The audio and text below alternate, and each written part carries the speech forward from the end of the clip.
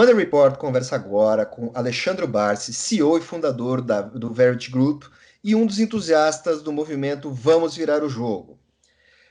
Barsi, boa tarde, como vai? Tudo bem? Boa tarde, André. Tudo ótimo. Obrigado pelo convite. Meu caro, você afirma que o Vamos Virar o Jogo busca soluções inovadoras e o compartilhamento de boas práticas para mudar, para melhorar a vida empresarial e a sociedade. Como é que vocês estão fazendo isso? Então, esse movimento ele nasce exatamente com isso, né? A gente precisa entender que antes do Covid, as empresas estavam aí nessa loucura do crescimento, né? Vários movimentos acontecendo, é, e bolsa crescendo, ou seja, as empresas cada vez mais num movimento quase que individuais, né? E aí nós chegamos aqui no momento do Covid, durante o Covid, que todo mundo então começou a se olhar para dentro, né? Ou seja, o que está acontecendo com esse mercado enquanto empresa, enquanto sociedade, e como que isso passa a acontecer. E a gente percebeu, e aí até baseado em vários movimentos, e até a questão dos países, né? O mundo começou a colaborar. Né? Como é que a gente chega numa vacina, como é que a gente chega numa cura de alguma maneira colaborar. Então aí, na verdade, tem um pouco do DNA do grupo, né, do movimento, no sentido da colaboração. Então ele entra exatamente o movimento Vamos Virar o Jogo num perfil de que as empresas para superar esta crise, né, que a gente está aqui talvez 70% da crise, para superar essa crise e para estabelecer um novo normal, porque eu acredito profundamente que haverá grandes mudanças, só haverá uma mudança e só, na verdade, as empresas vão poder fazer diferença se elas se colaborarem. Né? Eu tenho até usado para alguns casos, dizendo que a gente vai passar no momento do Lego, né? Que as empresas, para que sobreviverem, vão ter que se conectar como Legos, né? Ou seja, eu tenho uma boa parte em alguma coisa, uma boa parte em outra, e vou, de fato, transformando. E, sem dúvida nenhuma, essa questão da colaboração passa por melhores práticas, passa por ideias, né? O que será que durante esse Covid que de fato a tua empresa implantou, que foi uma melhor prática, né? A gente escutou já de alguns parceiros nossos coisas interessantes que foram implantadas durante esse período e que a gente entende que isso deveria ser levado para outras pessoas, né? Porque quantas pessoas não estão, ou pessoas, perdão, né? Quantas empresas, né? Quantos executivos não estão tendo acesso a essa informação? Então, esse é o grande propósito, o compartilhamento, a colaboração entre empresas. E, meu caro, assim, para tentar traduzir para os nossos espectadores, nossos telespectadores e ouvintes, qual o objetivo prático, qual a medida mais direta e atingível que eventualmente vocês estão conseguindo nessas conversas? Então, o primeiro passo foi engajar as empresas, né? A gente tem aproximadamente hoje, com 4 dias de movimento, mais de 200 empresas cadastradas. Então, primeiro foi a questão do engajamento pelo propósito, né? A gente entende que esse é o primeiro movimento, né? Eu preciso me engajar pelo propósito. E aí, de uma maneira bem pragmática, como é que a gente vai trazer isso para uma realidade de uma empresa? Eu preciso trazer para estas empresas, vamos dizer, para essas 200 empresas cadastradas neste momento, nós temos aí 17 empresas pioneiras, grandes marcas, grandes executivos, para que eles tragam para a gente alguma ideia, alguma melhor prática implantada. Como se fosse uma espécie de um case de sucesso, né? Olha, eu gerei aqui durante esse período uma relação diferenciada no meu outsourcing, eu criei um projeto diferenciado em relação à receita, geração, redução de custo, e a gente quer o quê? Transformar este case num paper, transformar isso de fato num produto que a gente possa disponibilizar para outras pessoas, né? Para que as pessoas possam consultar, perdão, falo pessoas, mas são empresas, né? Para outras empresas poderem consultar e se apropriar dessa informação. E fazer, inclusive, um depara, porque a gente não está segmentando indústria, né? Mas a gente tem indústria de todos os tipos lá. Então, veja um case, por exemplo, de redução de custo. Será que aquele case de redução de custo que foi apresentado por uma empresa serve para o meu negócio? Já é um caso de sucesso. Vocês Então, não estão este é trabalhando o. como vocês não estão trabalhando como berçários, vocês estão trabalhando como multiplicadores. Exatamente, com multiplicadores. Né?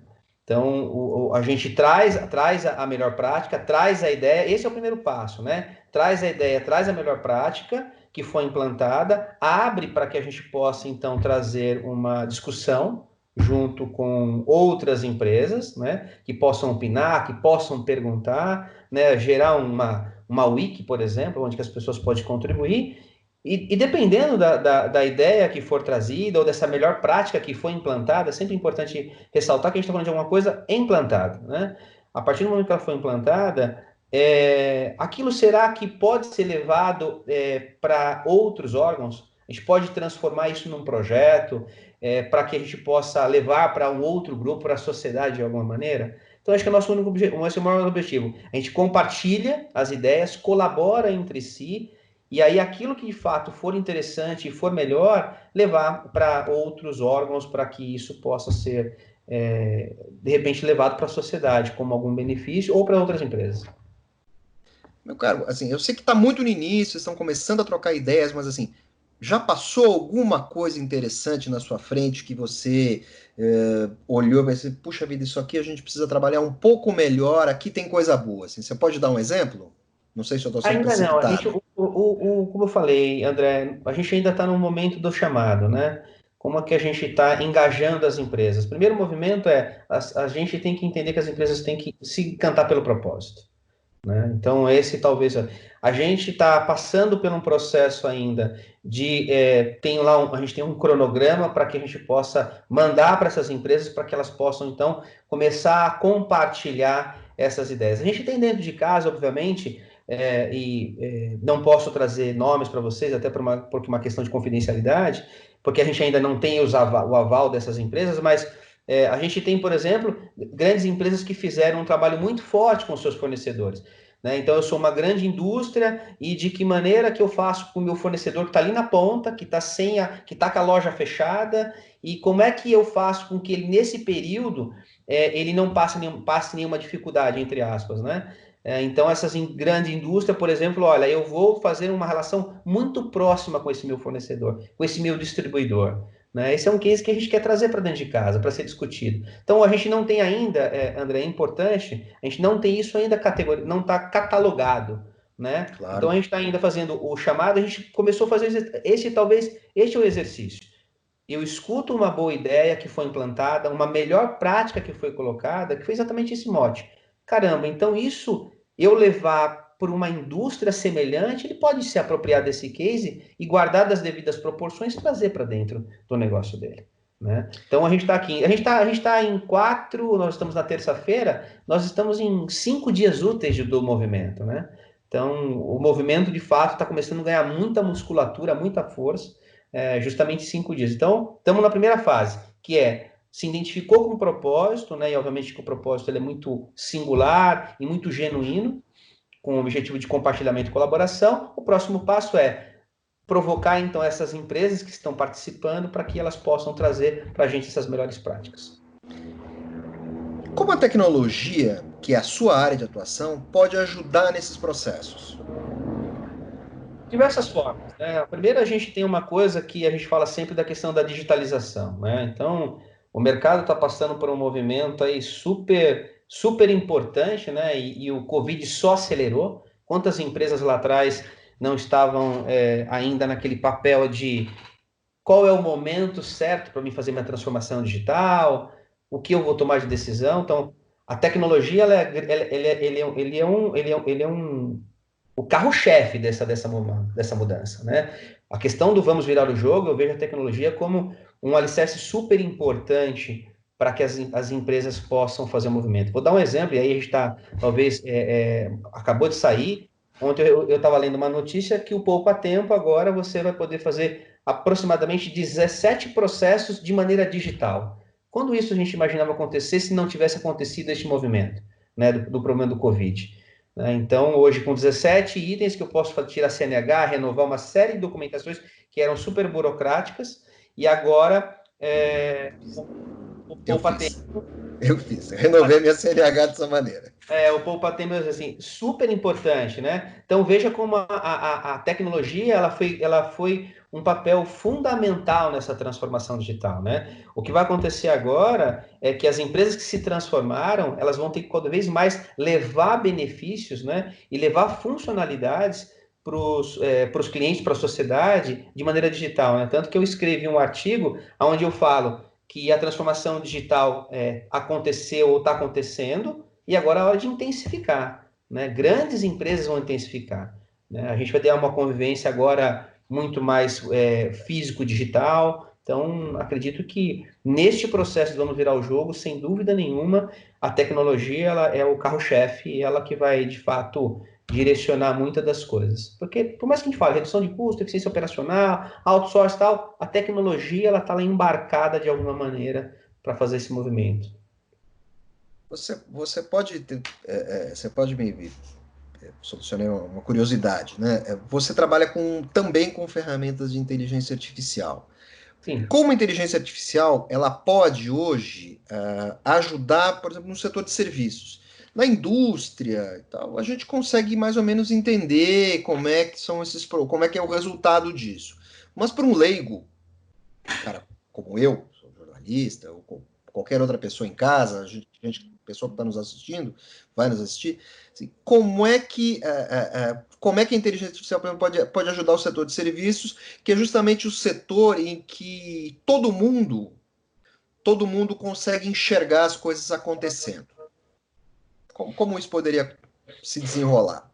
Então, a gente existe alguns cases aí de mercado, né, da serviço de atendimento telefônico, né, as URAs, né? Você vê os grandes bancos foram os pioneiros da inteligência artificial para poder fazer um movimento de atendimento eletrônico, né? Então, muitas vezes você acha que você está falando com alguma pessoa, você está falando de fato com um atendimento humanizado, que a gente fala, mas por trás existe uma inteligência artificial que está lá buscando exatamente a maneira que você está conduzindo aquela conversa e te direcionando para algumas coisas.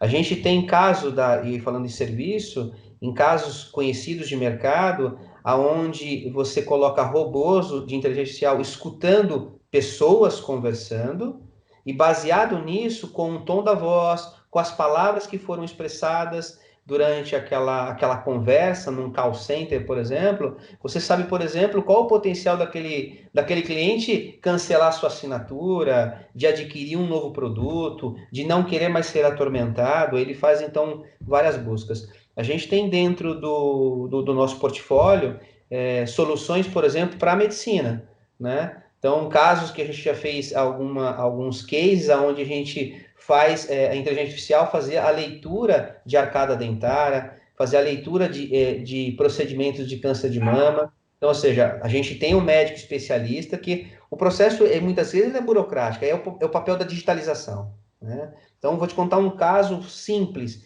de arcada dentária. Hoje, como é que a gente pode, por exemplo, pegar uma chapa de uma arcada dentária e saber que aquela arcada dentária é sua mesmo, né? Hoje eu tenho lá uma pessoa que tem que olhar, fazer uma avaliação. Como que os convênios odontológicos podem olhar e dizer o seguinte: olha, eu mando lá minha chapa e pego essa chapa e digo que esse procedimento tem que ser feito. Com a inteligência artificial, eu consigo dar uma luz maior sobre isso e fazer uma avaliação muito mais rápida. E mais do que isso, né? Uma hora eu mando a minha chapa lá e dizer o seguinte: olha, meus dentes estão com uma cárie num dente 2, por exemplo. O convênio vai lá e autoriza para que o dentista faça o procedimento. Como que essa operadora faz o pagamento? Mediante a prova de que você fez o trabalho, né? Eu tenho que mandar uma chapa novamente dizendo o seguinte: olha, o dente do Alexandre, por exemplo, foi restaurado. A inteligência artificial ela consegue pegar a chapa o antes e o depois e fazer um match e dizer o seguinte: é a mesma arcada dentária, tá? Porque pode acontecer de várias situações, tá? De, por exemplo, você mandar uma arcada dentária diferente, mitiga uma série de coisas de fraudes, por exemplo, né? O cara poder, de repente, catar uma chapa aqui e falar: ó, resolvi aqui, a pessoa nem está mais aqui. Então, estou falando uma questão mais voltada à odontologia, mas a inteligência artificial ela pode ajudar em uma série de coisas na nossa vida, na parte de serviço. Comentei a questão dos call centers, que talvez seja um fato aí, talvez, que mais vai contribuir, tem contribuído com o movimento. Meu caro, Marci, muito obrigado pelas suas explicações. Obrigado a você. Espero que o movimento siga, vá em frente, dê bom resultado. Muito obrigado pela sua participação e Obrigado. até a próxima. Money Report agradece. Obrigado, André. Boa tarde para você.